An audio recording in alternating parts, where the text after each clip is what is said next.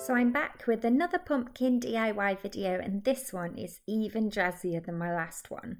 I'm going to show you how to make this really cute pink sugar skull pumpkin. It's a little bit more ornate than the last one I made, but it does give you the chance to be a little bit creative and to use embellishments as well. So of course the first thing you're going to need is a pumpkin. I picked this one because I just loved the stem. I thought the stem was gorgeous, it was a good shape and it wasn't too big. For the pink paint, I'm using Annie Sloan's chalk paint. I love this paint, it's amazing, and I'm using the shade Antoinette. And then I'm going to carve out my pumpkin using this pumpkin carving kit, which I got from Wilko's. I think I got it last year, but now I'm finally using it. And it was £1, bargain. A paintbrush for painting, I'm using an Annie Sloan one.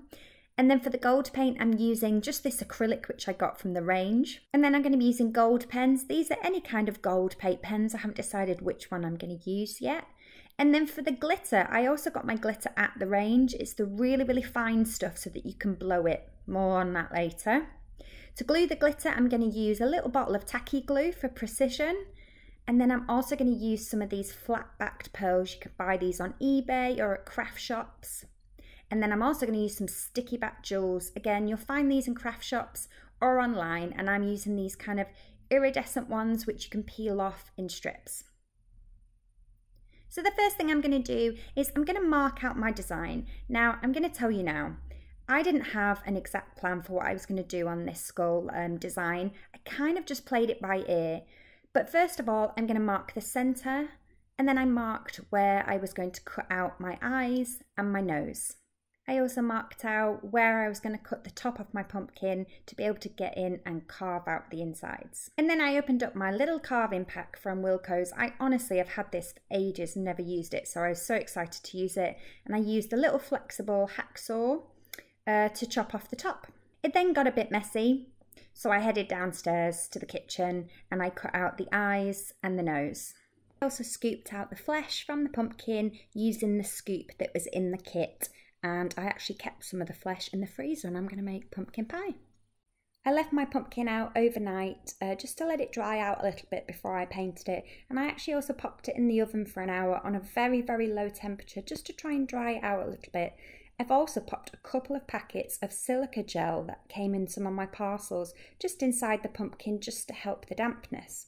As you can see, I'd had a little go at drawing out my design, what I was going to do, but I'm going to paint over that. That was just a little test to see where I might put things.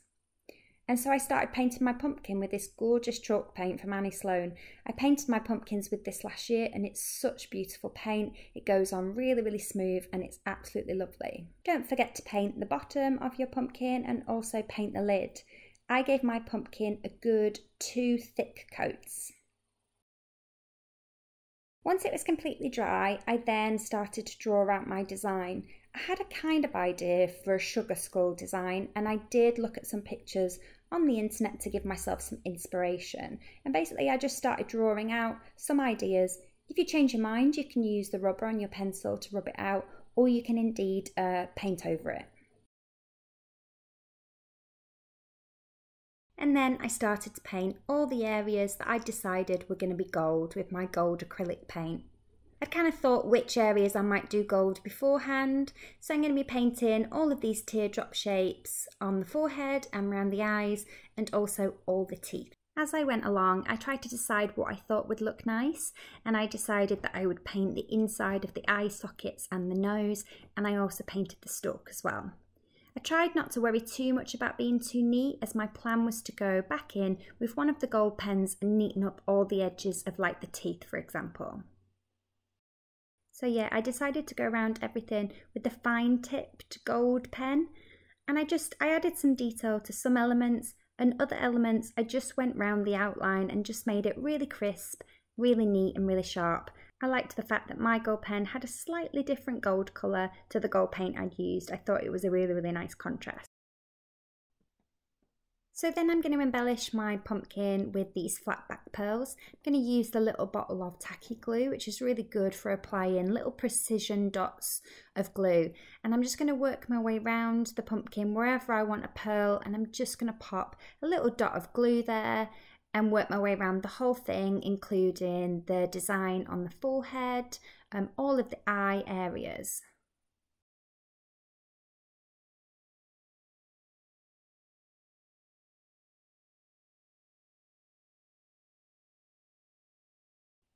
You might notice on the forehead of the pumpkin there is a jewel. I changed my mind later and decided I didn't like this, and so I did take it off, so just pretend you haven't seen it. So I'm gluing pearls to the lid forehead area, and I actually had to glue one pearl that slightly overlapped between the lid and the pumpkin, and so I glued it just to the pumpkin side so that I will still be able to take the lid on and off. Then I'm going to add some of these sticky back jewels, which actually come off in little lines. So I'm going to peel them off. They've got a sticky back in, and I'm just going to put these around the eye sockets. This was a little bit trial and error. I hadn't 100% decided what I was going to do with these, but I thought this looked nice, and so I put them the whole way around. And then, not so helpfully, my camera battery died. So while it was charging, I decided that I would carry on, and I've actually, with the gold pen, drawn a skull shape round the outside of the eye, mouth and nose. It's not 100% symmetrical, and I did do it a couple of times and painted over it, but I don't mind. So the next thing I'm going to do is I'm actually going to outline some stuff in black. I'm actually using a simple black fine liner pen, and I'm just going to go around and add some cool details. Again, I totally busked this and just kind of like made it up what looked nice. You tend to find on sugar skulls this sort of scallop design, so I did use quite a lot of that. Just play around, try different things, and you can always look on the internet for inspiration. So I worked around the nose, adding scallop details, and then I also added a mouth with a scrolly end. I then decided that I didn't think the black was strong enough, so I actually went in with a thicker marker. Well, this then made me want everything thicker, so I actually went round and redid all my black elements with this big thick marker. So you've got a choice. If you want it really distinct, the black, go straight in with a big thick black marker. If you want it lighter and sort of more dainty, then use a thin liner pen.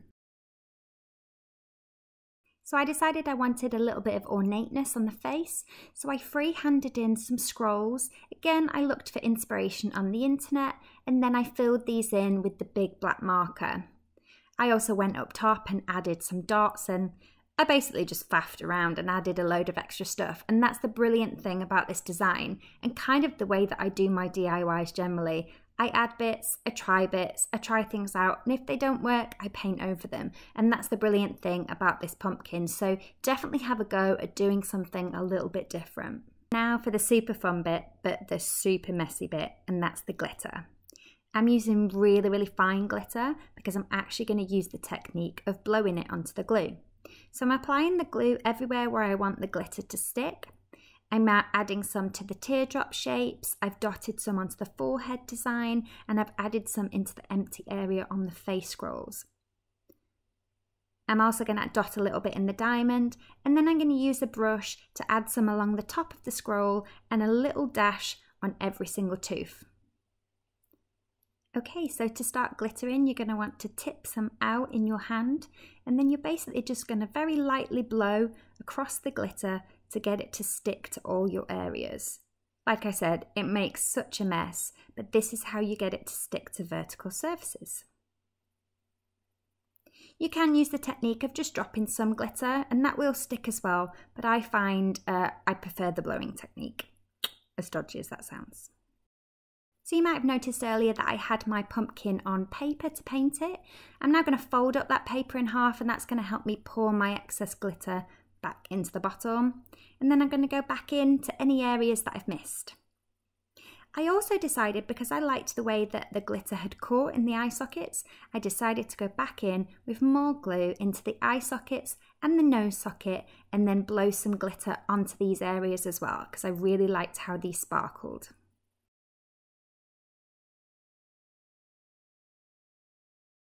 And then lastly, I decided that I wanted to glitter my stem.